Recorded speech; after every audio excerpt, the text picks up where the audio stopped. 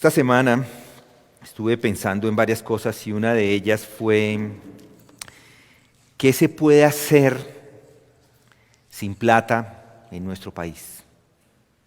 No son muchas cosas las que se pueden hacer sin plata. De hecho, casi nada se puede hacer sin dinero. Y hoy, que muchos están perdiendo sus trabajos y ahora que llegamos a la iglesia, yo creo que los vecinos también perdieron su trabajo porque los que estaban atrás de nosotros ahora tienen un letrero grandísimo que dice se arrienda. Quiere decir que los que trabajaban ahí ya no están perdiendo sus trabajos, están cerrando negocios. Simplemente doy una vuelta a la casa de donde yo vivo y hay 1 de cada 3 está en arriendo, se están cerrando. Ayer o antier, un restaurante famosísimo cerró sus puertas y despidió a 200 personas. La situación no es fácil para muchos. Y la pregunta que yo me hago es, ¿qué van a hacer todas estas personas sin plata? Porque ya no tienen trabajo. Y sin plata no se puede hacer muchas cosas. Por ejemplo, no se puede tomar un taxi, no se puede ir al mercado a comprar las frutas y verduras, no se pueden pagar los servicios públicos. Se necesita plata para aquellos que tienen carro, echar gasolina al carro. No se puede tomar un Transmilenio sin plata. No se puede ir a conseguir un par de zapatos porque no hay dinero. Podríamos decirlo de esta forma. Es una obligación en nuestra sociedad tener dinero. Es una obligación. La obligación de tener plata para poder conseguir cualquier cosa. Y estos días de la pandemia son días difíciles. Por esto, yo pienso que recuperar la economía debe ser una prioridad porque sin dinero nada funciona. Piensen en eso a nivel individual, pero ahora piensen en el gobierno. Esta semana pasada también leí que el ministro va a hablar, uno de los ministros empezó a hablar de los pocos ingresos que está recibiendo por impuestos, porque pues, la gente no está comprando nada, entonces no recibe impuestos. Entonces esa reforma tributaria ahora se volvió un mandamiento. Apenas se acabe la pandemia va a llegar una reforma tributaria. ¿Eso qué significa? Que los impuestos van a subir porque sin dinero el gobierno no funciona. No puede funcionar. El gobierno tiene la obligación de recibir plata para poder funcionar. Seguramente se ajusta el IVA o el impuesto a la gasolina o el predial, o van a tomar unos créditos muy grandes para poder mantener el gobierno funcionando. Es decir, que todos vamos a pagar por la crisis de la pandemia. Pagar impuestos es una obligación. En nuestra sociedad es una obligación. Hay otras obligaciones con las que nos encontramos por estos días. Por ejemplo, la obligación de permanecer aislados.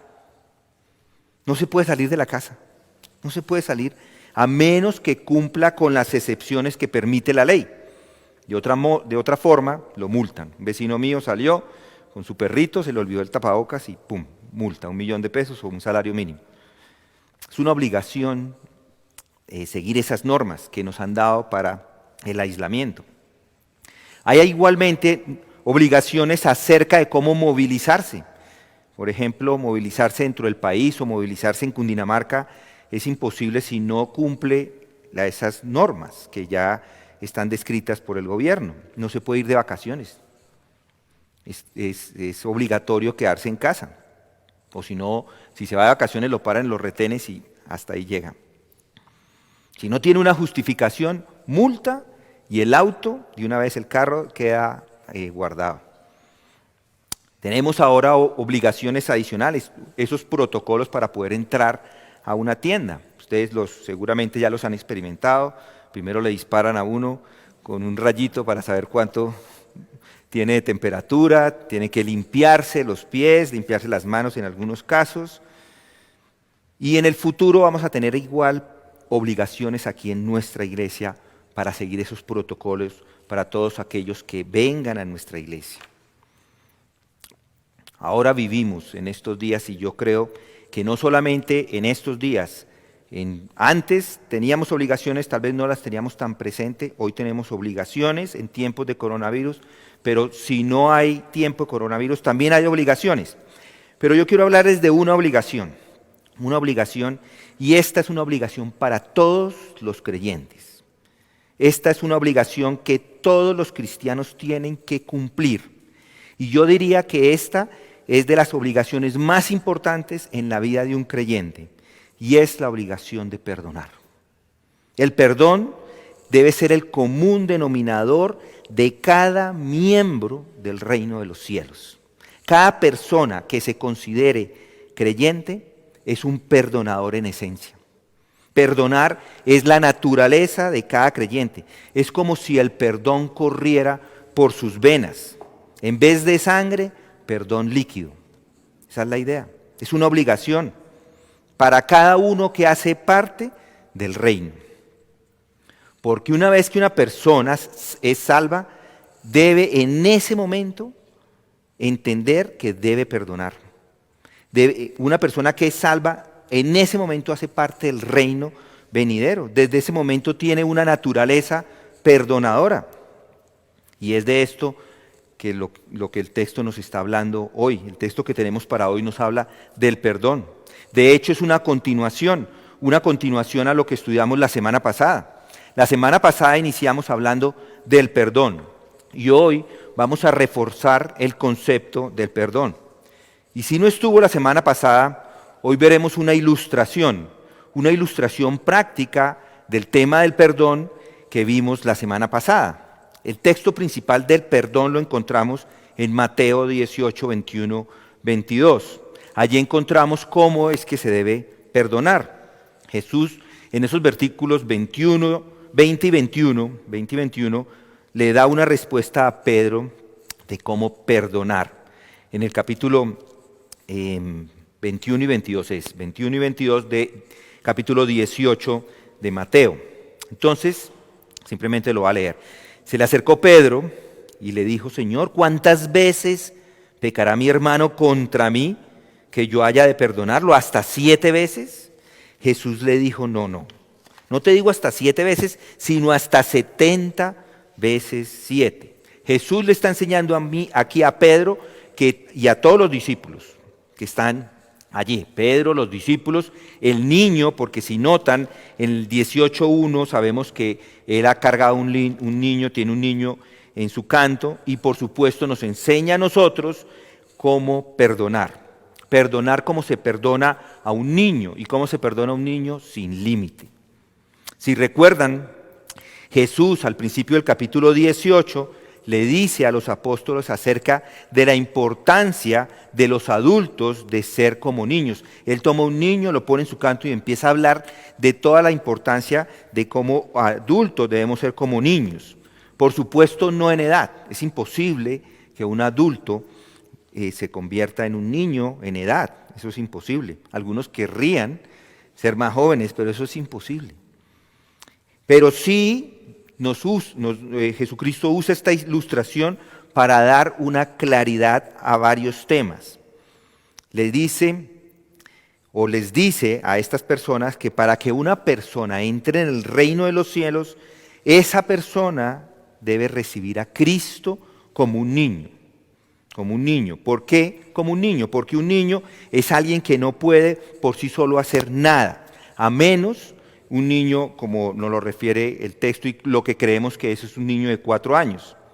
Entonces, eso es lo que está enseñando aquí Jesús, lo mismo que enseñó en Mateo 5 con las bienaventuranzas. Jesús enseña que la fe salvadora es esa dependencia absoluta de Jesús. Solo se entra si es un pobre, completamente pobre espiritual, como dice Mateo 5:3. Nadie es salvo usando sus propios recursos. De hecho, nadie tiene ni siquiera recursos propios de los cuales cogerse para entrar al reino de los cielos. Deben entrar como los niños, deben estar limpios, cero en los bolsillos, sin nada que ofrecer. Debe entrar como si entrara en una bancarrota espiritual. Y lo que hace Jesús es que usa esa ilustración de los niños, porque los niños son los últimos en la cadena, los últimos de rango. Los niños son los que tienen el rango más bajo. Y alguien, cuando reconoce, una persona, un adulto, cuando reconoce que está allí y reconoce la total dependencia en Jesús para proveerle su salvación, puede entrar. Antes no. No hay una persona que no pueda entrar, o hay una persona que no puede entrar. A ver, una persona solamente puede entrar a menos que reconozca esa dependencia de Jesús. Y si hay alguien que piensa, simplemente lo piensa, que por sus buenas obras, las obras le van a dar la entrada, pues está equivocado. Porque no hay nada que le dé la entrada. Algunos piensan que haciendo obras de caridad, haciendo actos piadosos, le van a ayudar en el cielo o a entrar al cielo, y en ningún lado en las Escrituras encontramos esto. Puede hacer todo lo que quiera en el mundo, todos los actos de piedad, eso no le da la entrada. Solo Jesús es el que da la entrada a los niños. Él es el camino a ese reino. Y es el camino al reino a aquellos que saben que están en bancarrota espiritual. Y yo le hago una pregunta. ¿Hoy usted reconoce que no hay nada en usted que aporte para entrar al reino de los cielos? ¿Ha reconocido su bancarrota? ¿Reconoce que necesita de un Salvador porque o si no, no se puede salvar por sí mismo? ¿Reconoce que ese Salvador es Jesucristo? Si la respuesta es sí, si se ha arrepentido de sus pecados, entonces tiene la entrada al reino. De otra forma, no ha entrado. Todavía no ha entrado. Tiene que reconocer a Jesucristo. Noten el texto. Jesús usa otra vez a los niños para enseñar a los apóstoles que aquellos que han entrado como niños, Él mismo los protege como a niños. Y cualquiera, dice el versículo 6, y cualquiera del 18, que haga tropezar a uno de estos pequeñitos que creen en mí, mejor les sería que les colgaran al cuello una piedra de molino de las que se mueve un asno y que se ahogara en lo profundo del mar. Ay de los que hagan tropezar, ay de los que hagan pecar o causen algo malo en contra de estos cristianos. Aquellos van a ser juzgados por ellos. Van a ser juzgados por esto. Por esto, ni los incrédulos. Y por supuesto los hermanos creyentes deben conducir a otros al pecado, ya sea de forma directa o indirecta. Sería mejor estar muerto. Y Jesús no lo deja así con los niños, continúa usando a los niños, aquellos que son salvos, aquellos que han aceptado la salvación como niños. El texto dice que no menosprecies a los que son como niños. Nadie debe despreciar o empequeñecer a estos creyentes tratándolos de forma ruda o con indiferencia. Nada. ¿Por qué? Porque Dios tiene a sus ángeles para cuidarles. Y no es el ángel de la guarda o ángeles personales, son legiones de ángeles que están a su disposición. Estos ángeles están ahí listos, siempre mirando el rostro de Dios para oír de sus órdenes, para poder ir a ayudar a los creyentes cuando lo necesiten. Entonces es extremadamente grave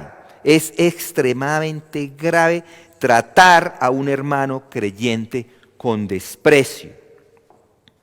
Si usted lo está haciendo, deje de hacerlo, porque los ángeles están listos ahí para ayudar a los suyos.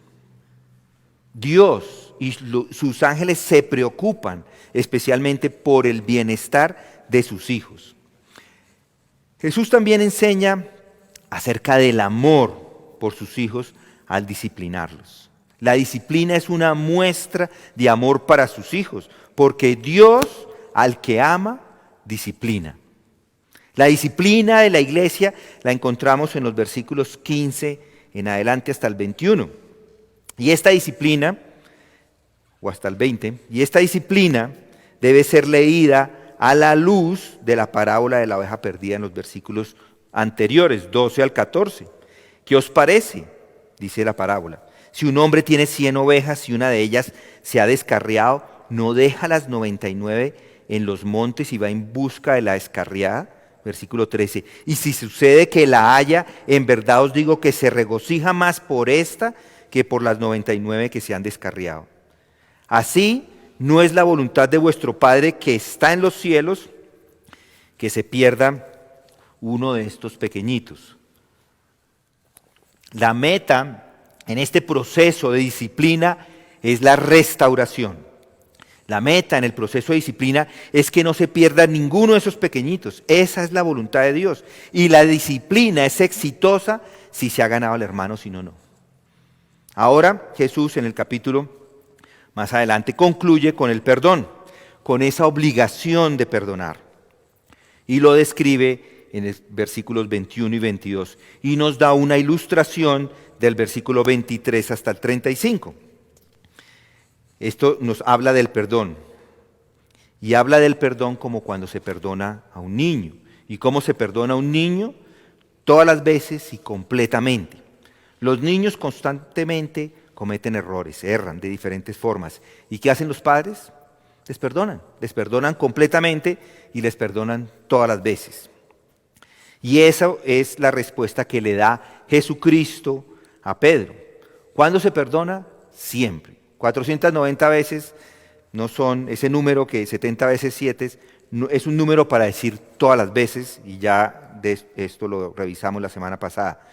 Y Jesús no termina allí con el tema del perdón. Él les dice, esta es la manera de perdonar todas las veces, pero para reafirmar lo que acaba de decir les va a dar una ilustración, para clarificar y afirmar lo que acaba de decir.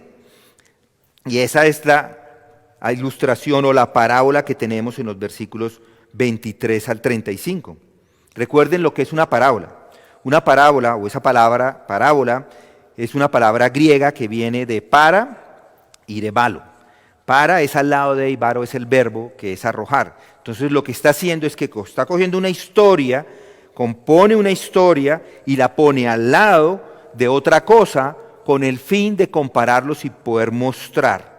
Eso es lo que hacen las parábolas. Las parábolas de Jesús son historias creadas con el propósito de establecer una comparación entre una cosa que es común de la vida diaria, que es normal, y compararla con el reino de Dios o la naturaleza del reino de Dios. Y eso es lo que tenemos acá, una historia inventada de Jesús para establecer exactamente esa comparación. Una historia común comparada con el reino de Dios. Noten ahí el versículo 23. Por eso el reino de los cielos puede compararse, si lo notan. La idea de Jesús con esta parábola es dar una comparación y que quede muy claro en la mente de todos el tema del perdón. Aquí tenemos enfrente una de las parábolas más finas que encontramos en todas las Escrituras. De hecho, muchos de nosotros recordamos esta parábola, muchas personas que son incrédulas inclusive conocen acerca de esta parábola. Y recordemos un poco el contexto. En este momento está Jesucristo, están los discípulos, está el niño y Jesús les habla con claridad, una claridad impresionante. Esta parábola no necesita explicación, no necesita explicación adicional como las otras parábolas. Esta parábola se explica por sí misma. No necesita Jesús llevarse a los discípulos a un lado, aparte para explicar como lo hizo en otras ocasiones. Sin embargo, para poder nosotros también entenderla un poco mejor inclusive, la podemos dividir. Yo la he dividido en 2 deudas, 2 deudores, 2 perdones. 2 deudas, 2 deudores, 2 perdones. Noten ahí versículo 23. Noten la expresión, por eso o por lo cual, con lo cual inicia el verso. Esta expresión es usada con el fin de introducir un nuevo párrafo, un nuevo tema. Aquí inicia un nuevo tema que va del 23 hasta el 35. Es la ilustración o la explicación de lo que acaba de decir en el 21 al 22. Esa expresión que encontramos aquí nos refuerza la importancia del perdón sin límite. Es decir, desde aquí él va a decirle, por esto, usted debe perdonar, pero por esto, y luego da la historia. Es como si repitiera. Algunos me dicen, pero ¿usted por qué repite tanto? Bueno, es lo que hace la Escritura, repite y repite y repite. ¿Y por qué? Porque es que a uno se le olvida. Si se le olvida el sermón en el mismo día lo que se ha dicho, ¿cómo no se olvida de antes? La repetición es importante. ¿Por qué? Porque nuestra naturaleza nos lleva a olvidar rápidamente. Jesús lo que está haciendo acá es que está repitiendo la misma verdad. Esa verdad del 21 a 22 ahora da una ilustración. ¿Para qué? Para enfatizar el tema del perdón, para darnos a entender de que el perdón es muy importante. Hay una obligación de perdonar. ¿Por qué? Porque el perdón es parte de la naturaleza de cualquier persona que hace parte del reino. Cualquiera que forma parte de ese reino tiene la naturaleza perdonadora. Entonces, 2 deudas, 2 deudores y 2 perdones. La primera deuda, noten allí lo que dice el versículo 23. Por lo cual el reino de los cielos es semejante a un rey que quiso hacer cuentas con sus siervos. Y comenzando a hacer cuentas, le fue presentado uno que le debía 10,000 talentos. El rey, aquí en la historia, lo que quiere es ponerse a cuentas con uno de sus siervos. El siervo seguramente es un siervo importante, porque la deuda que él tiene es una deuda muy grande. Podría, por ejemplo, ser un recaudador de impuestos, porque el valor de la deuda es así de considerable. De hecho, es una suma elevadísima de plata. La deuda ascendía a 10,000 talentos. ¿Y qué es un talento? Seguro, un talento, a mí no me dicen mucho, no me dice nada los talentos, ¿qué es un talento? Porque no es una medida que nosotros utilicemos, no son pesos, no son dólares, no son libras, son talentos. Pero para que entiendan un poco mejor un talento, es esto. Esto es un talento. Esto pesa 45 libras, es lo que pesa un talento. Esto es más o menos. Piensen esto en plata. Si 1 gramo de plata vale hoy día en la calle 2,000 pesos, esta pesa tiene 25,000 gramos, esto pesa en plata 50 millones de pesos. Bastante. Es bastante. 50 millones de pesos. Si son 10,000 talentos, por 50 millones de pesos, son 500,000 millones de pesos. Eso es mucho dinero. Para mostrarles la magnitud de esto, si ponemos de aquí de la puerta a una persona cargando esto, cada uno con la suya, y los ponemos en una fila de aquí para allá, llegamos, ¿saben hasta dónde? Hasta el Portón, hasta el Hotel Portón. Hay 10,000 personas haciendo una cola de aquí para allá, cargando cada uno una de ellas. Ese sería el largo de la cola. Piensen en eso, es muchísimo dinero. Y eso sí es plata, porque hay unos comentaristas que dicen que los talentos eran de oro, que los talentos a los que hace referencia Mateo son de oro. Entonces piensen, 25,000 gramos tiene el talento, por 170,000 pesos por gramo que se consigue hoy en la calle. ¿Sabe cuánto pesa esto o cuánto valdría? 4,250 millones de pesos. 4,250,000 millones de pesos. Y si son 10,000 talentos, son 42,509 ceros. Es decir, el hombre debe la deuda externa de Colombia a marzo. La deuda externa de Colombia en marzo es 142,232 millones de dólares. Es decir, que Jesús quiere que esto quede claro. Es una exageración la deuda de este hombre. En la mente de Jesús quiere que entiendan que la suma es impagable. Esto de 10,000 talentos es muchísimo. De hecho, en los tiempos del gobierno, en los tiempos de Jesús, el gobierno de Palestina recolectaba impuestos en toda la región, pero no es ni cerca a lo que estamos hablando ahora. Jesús lo que está haciendo acá está demostrando que es una deuda impagable.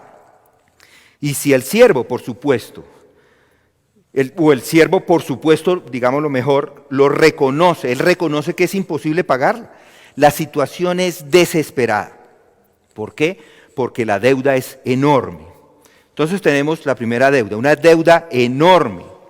Si le queremos poner un número al deudor, el deudor número 1. Ahora veamos, esa es la deuda número 1. Ahora el deudor. Miren el versículo 25. A este, como no pudo pagar, ordenó su señor venderle a su mujer e hijos y todo lo que tenía para que se le pagase la deuda.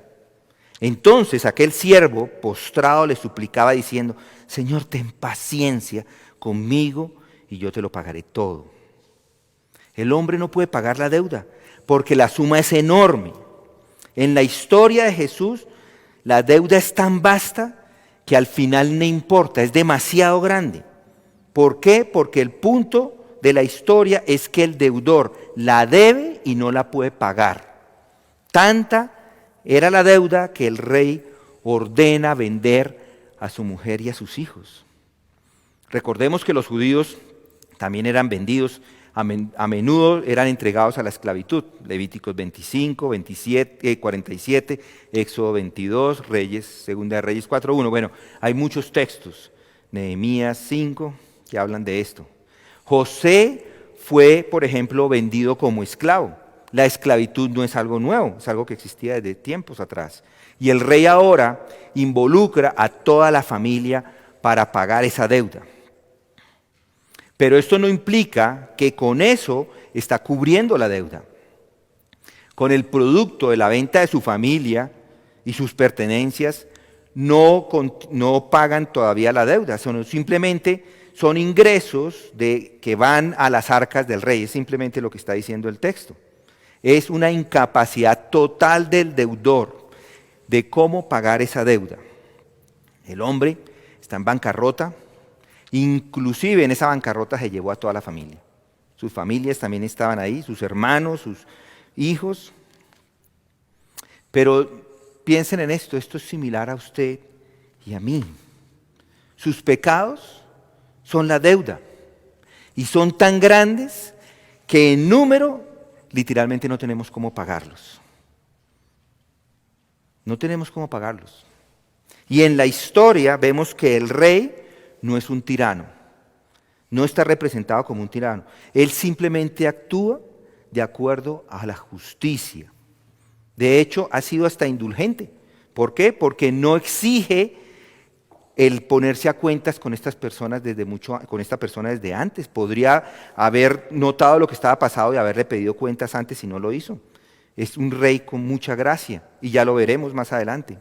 Entonces, tanto el rey no olvida su deuda, la deuda sigue pendiente, exige el pago y el deudor admite que le debe. ¿Qué pasa con el deudor? Está vencido, sin esperanza para poder pagar. Y por eso es que se lanza a los pies del rey y le suplica que le aplacen la sentencia. Sin embargo, no dice nada acerca de que el deudor había hecho algo para pagar su deuda. Nada dice antes de que el rey hiciera ese arqueo de caja. Le hace el arqueo de caja y se da cuenta que le debe todo eso, pero al deudor no le molesta la conciencia. No sentía la deuda como algo importante, pero en el momento que llega el rey y le pide cuentas, ahí sí le da pavor, temor. Empieza a sentir el peso de la deuda y se angustia y cae a los pies del rey. Así es como las personas, la mayor parte de las personas no se preocupa por su pecado. Continúan pensando que no pasa nada, que no va a pasar nada. No le teme a la ira de Dios. Esas personas no van a recibir el perdón por sus pecados porque nunca llegan a ver que tienen una deuda que es imposible de pagar. Pero regresemos a la historia, a ver qué es lo que sucede.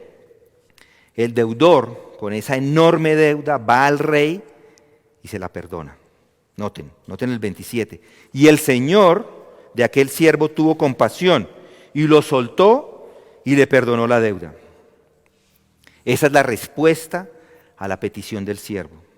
Después que le imploró misericordia, el Señor reacciona con una expresión maravillosa de gracia. Fue movido a misericordia, le soltó y le perdonó la deuda.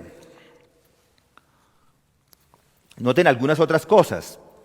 No debe pensarse que esta súplica para el perdón de la deuda es una descripción del arrepentimiento y fe. Lo único que puede decirse es que el rey escucha la súplica y tiene misericordia.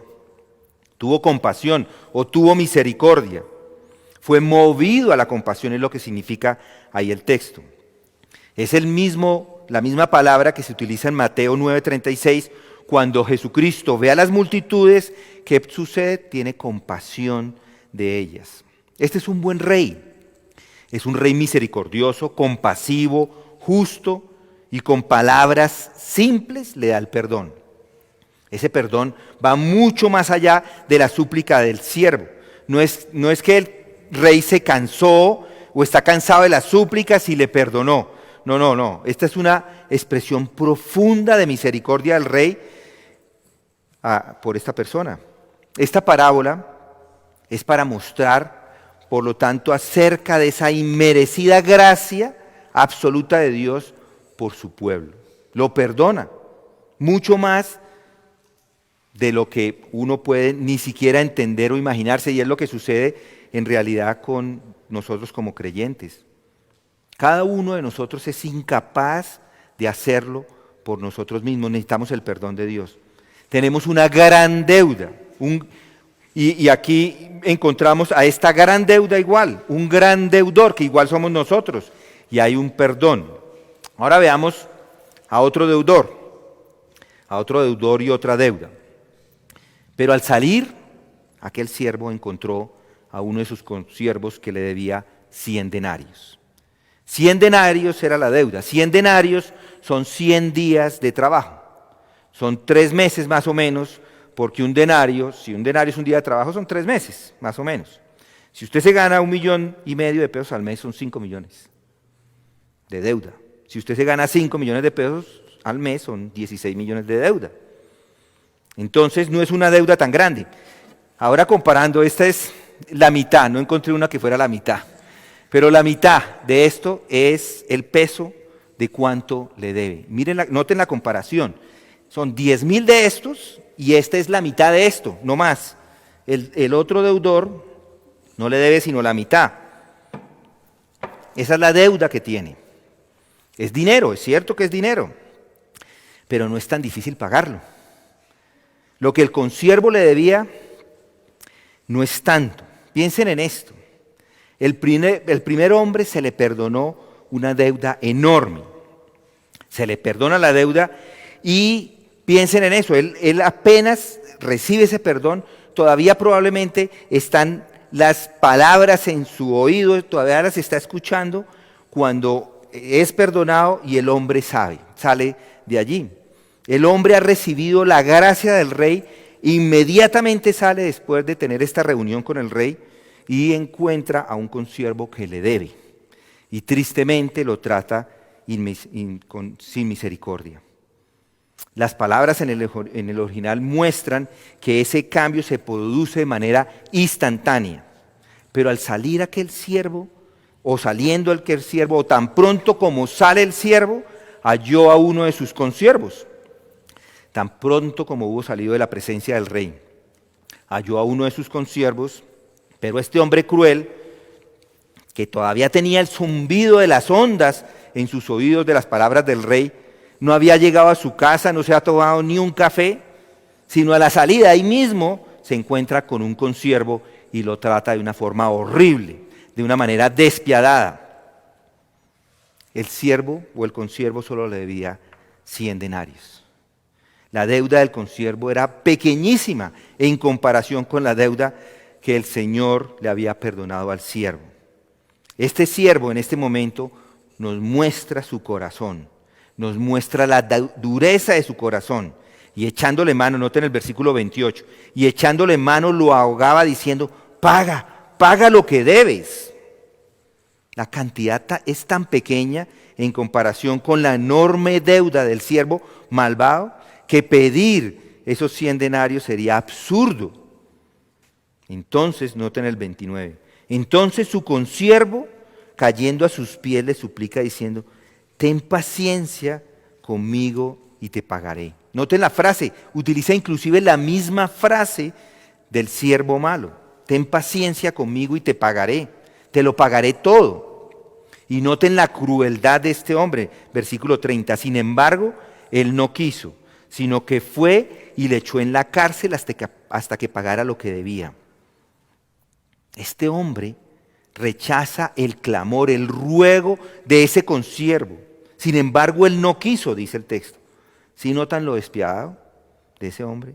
Lo echa en la cárcel hasta que pague lo que debía. Primero, no es tanto dinero como para ir a la cárcel. ¿Y cómo va a pagarlo si va a la cárcel? Esa súplica por misericordia simplemente la ignora. Y el deudor lo echa a prisión. O al que le debían lo echa a prisión. Es tan sorprendente esta acción de este hombre. ¿Cómo es de sorprendente el perdón del Señor al siervo malvado? Es igual de sorprendente. Una deuda gigantesca que se le perdona y a este otro una deuda pequeña y él no es capaz de perdonarla. No porque sea ilegal, a él le debían. O injusta, la deuda existe. Pero si comparamos eso con el perdón recibido, muestra la hipocresía de ese siervo malvado. El siervo malvado pidió y recibió misericordia, pero se niega a darla. Ni siquiera tuvo en cuenta lo que seguro debía conocer, como conocen tantos creyentes como no creyentes, que todo cuanto queráis que os hagan los hombres, así también haced vosotros con ellos, porque esa es la ley y los profetas. Él ni siquiera puso atención a eso. Esto está claro para todo el mundo. Nadie quiere que le hagan malas cosas, por eso no se las hace a los demás. Entonces el siervo malvado no solo demuestra su falta de misericordia y la dureza de su corazón, sino también su insensatez. Echarle a la cárcel por esa suma tan pequeña de dinero demuestra su falta total de sentido común. Imposible él desde la cárcel pagar.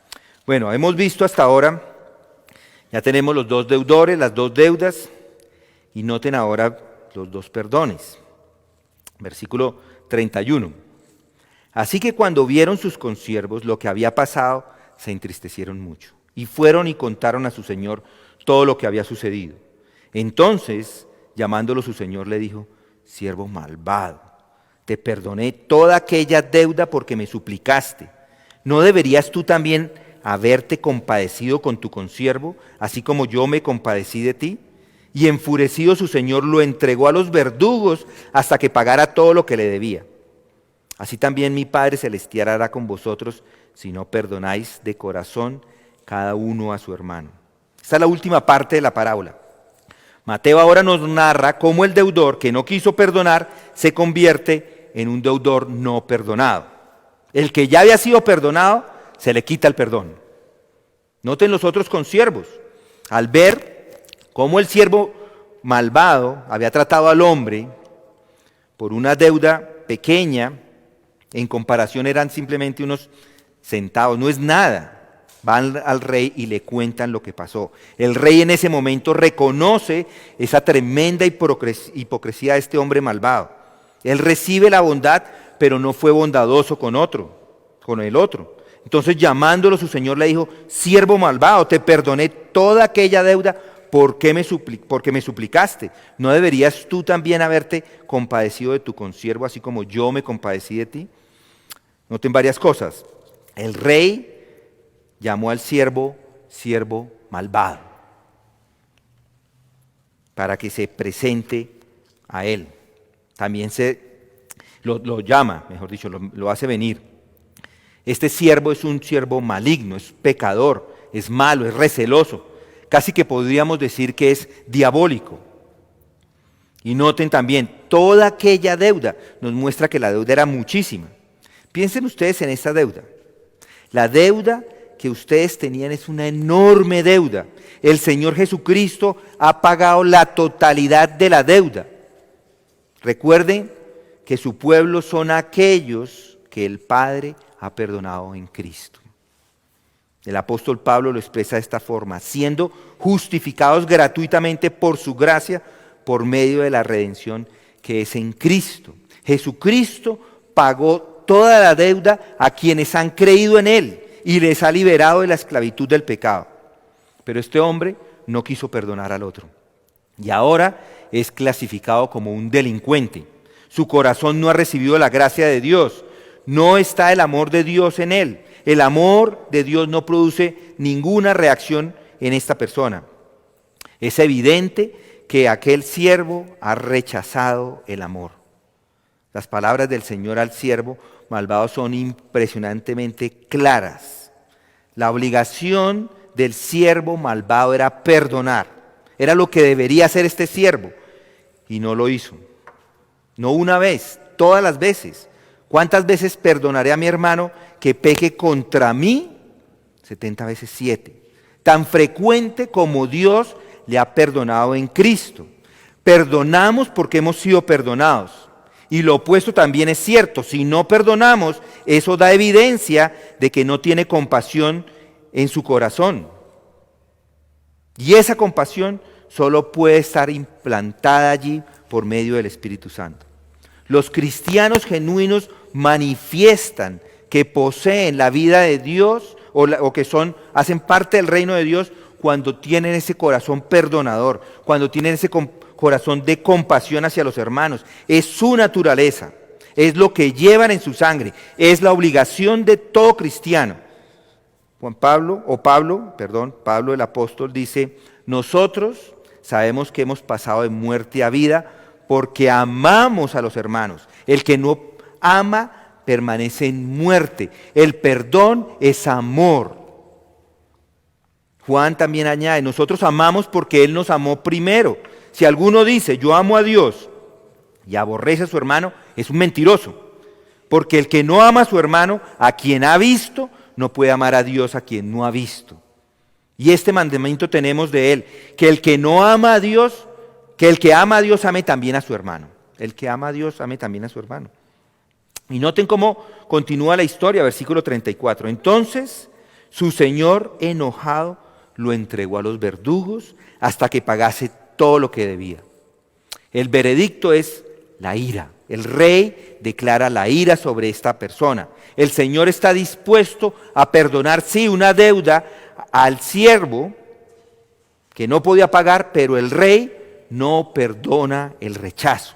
No perdona a alguien que después de ser perdonado, no perdona. Y como no perdona, pagará las consecuencias. El perdón fue dado gratuitamente, pero ahora se lo quitaron, se lo retiraron. No porque el siervo esté ahora capacitado para pagar la deuda. La deuda sigue estando ahí, es una deuda impagable. Se le quita el perdón porque ha demostrado que es indigno de la misericordia de Dios. Y esta vez es peor. En vez de ser vendido, porque antes era vendido, él y su esposa, sus hijos, toda su familia, ahora no, ahora eso ya no es una opción. Ahora es torturado por los verdugos. Aquí encontramos una gran lección. Si ha escuchado de la misericordia de Dios por los pecadores, si la desprecia, solamente le espera la ira de Dios. Para que alguien pueda entrar en el reino, tiene que recibir una cantidad infinita de perdón de parte de Dios. Por lo tanto, todos los que esperan entrar están bajo la obligación de mostrar su perdón a otros. Esa enorme cantidad que el siervo debe al Señor de la parábola nos muestra que es un perdón sin límite. No importa, mis hermanos, no importa cuántos pecados tenga o qué tan grande sea, el perdón es sin límite. Por eso, si Dios le ha perdonado todos esos pecados sin límite, usted está obligado a perdonar a los otros. Es una obligación perdonar. Noten el 35 como conclusión de la parábola. La palabra dice: así también mi Padre Celestial hará con vosotros si no perdonáis de corazón cada uno a su hermano. Esas palabras de Dios son muy claras y son muy fuertes. Hay un riesgo que corre aquel que escucha y no aplica. Quienes no perdonan, no esperen ser perdonados. Las palabras de Jesús son claras. Así también mi Padre Celestial hará con vosotros si no perdonáis de corazón cada uno a su hermano. Esa es la conclusión de nuestra historia. Y es cierto que la salvación es por fe en la obra, en la persona y la obra de Jesucristo. Pero así también, como dice acá, hay que enfatizar que la recepción del perdón mediante la gracia de Dios trae que usted perdone a otros. La consecuencia de recibir el perdón es perdonar a los hermanos en Cristo. Perdonar a sus hermanos en Cristo es la demostración de que hemos recibido la vida eterna y el perdón. El siervo malvado se rehusó a perdonar a su consiervo y de ese modo demostró que no poseía en sí mismo la vida eterna ni era parte del reino de Dios. Su vida terminó con el rechazo de su Señor y fue entregado a los verdugos, es decir, a los torturadores.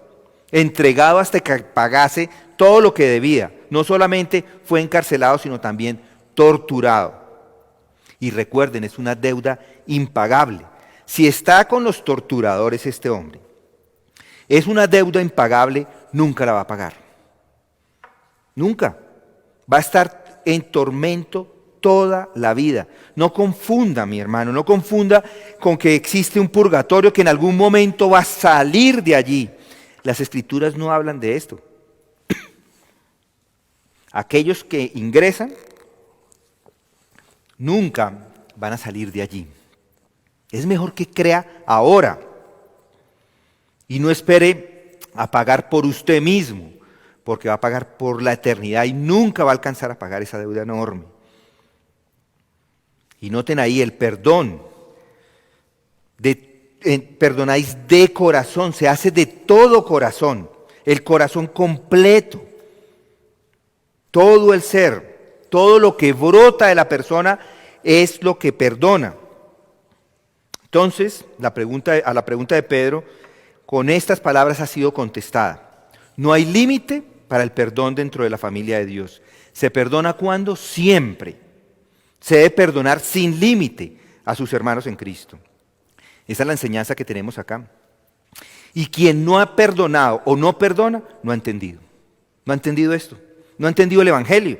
No entiende la enseñanza de Cristo. Si no perdona, no consigue el perdón para usted.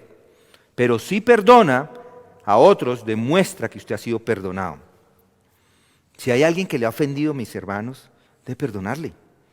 No es decir, ya le perdoné con mis labios, pero muy adentro de su corazón no le ha perdonado. Eso no es perdón. Perdonar es olvidar. Perdonar es no volver a recordar la ofensa. Perdonar es no contar esa ofensa a otros, no es hacer un chisme de eso. De otros que ni siquiera hacen parte de la situación. Perdonar edifica. El perdonador no usa malas palabras, no usa acciones incorrectas, no mira de una forma inapropiada. El perdón no pide una prueba de que se han arrepentido. Mis hermanos, no impida o no permita que sus sentimientos se pongan en la mitad y le impidan perdonar. Perdonar no es esperar la oportunidad para sacarse la ofensa. Perdonar es esa promesa que usted hace que nunca más va a recordar la ofensa, nunca más. Así termina. Miren el versículo 1 del capítulo 19. Y aconteció que cuando Jesús terminó estas palabras, partió de Galilea. Ahí termina esta sección. Este es el fin de la sección. Es un buen momento ahora para hacer una pausa en Mateo. Vamos a mirar otro texto por unas semanas, la otra semana, pero es impresionante lo que nos acaba de enseñar este texto hoy acerca del perdón. ¿Quieren ustedes, por favor, inclinar sus rostros y oramos? Padre, te damos gracias porque nos has expuesto nuestros corazones a esta poderosa verdad. Todos necesitamos ser perdonados. Necesitamos que nos perdonen en nuestra casa, nuestras esposas, esposos, nuestros hijos, todas las personas con las que trabajamos. Hemos pecado con tantas personas. Pero Señor, al mismo tiempo, hoy venimos a ti, sabiendo que hemos pecado, sabiendo que queremos, Señor, también perdonar a otros, aquellos que han pecado en contra de nosotros, porque hemos recibido el perdón por esa cantidad de pecados que hemos cometido contra otros y principalmente contra ti. Hoy quiero que cada uno de los que está en este momento, aquí y en donde ustedes se encuentren, que cierren sus ojos y piensen en aquella persona que no ha perdonado y que sea obediente en esto. Haga una oración en este momento de silencio para que Dios le convierta en una persona que perdona. Seguramente le ha costado perdonar, pero diga solamente ese nombre en silencio y diga, yo perdono a esa persona. Tal vez hay una lista de personas. Por eso, nómbrelas a todas, pídale que Dios le dé el perdón en su corazón. Esta verdad es muy importante.